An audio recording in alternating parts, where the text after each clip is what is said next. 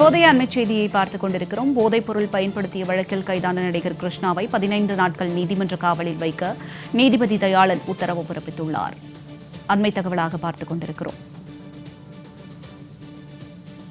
ஜூலை 10ஆம் தேதி வரை நடிகர் கிருஷ்ணாவை சிறையில் அடைக்க நடுவர் நீதிமன்ற நீதிபதி தயாளன் உத்தரவு பிறப்பித்துள்ளார்.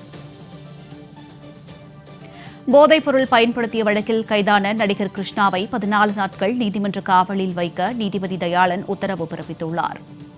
விவரங்களோடு இணைகிறார் எமது செய்தியாளர் சந்தோஷ். வணக்கம் சந்தோஷ், இது குறித்த தகவல்கள்.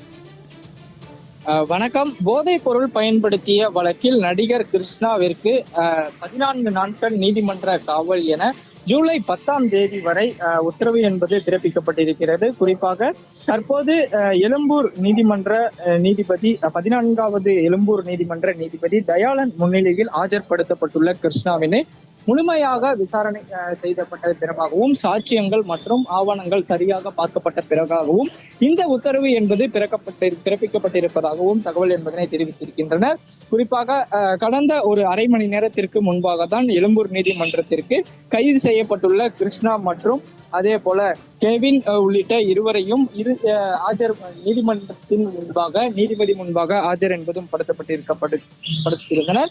அந்த வகையில் தற்போது இந்த 14வது எழும்பூர் நீதிமன்ற நீதிபதி தயாளன் முன்னிலையில் தொடர்ச்சியாக விசாரணை காவல் நிலையத்தின் மூலமாகவும் அதே போல கிருஷ்ணாவினுடைய தரப்பு வழக்கறிஞர்களும் தங்களுடைய ஆவணங்கள் மற்றும் இருக்கக்கூடிய நிபந்தனைகள் உள்ளிட்டவைகளும் கிருஷ்ணாவிற்கு ஏற்கனவே இந்த மருத்துவ பிரச்சனை என்பது இருந்து வருவதாகவும் தெரிவித்திருந்தனர். ஆனாலும் ஆவணங்கள் என்பது சரியாக பிறப்பிக்கப்பட்டிருக்கக்கூடிய நிலையில் முழுமையான ஆவணங்கள் மற்றும் சாட்சியங்கள் நீதிபதி முன்பாக வைக்கப்பட்டது.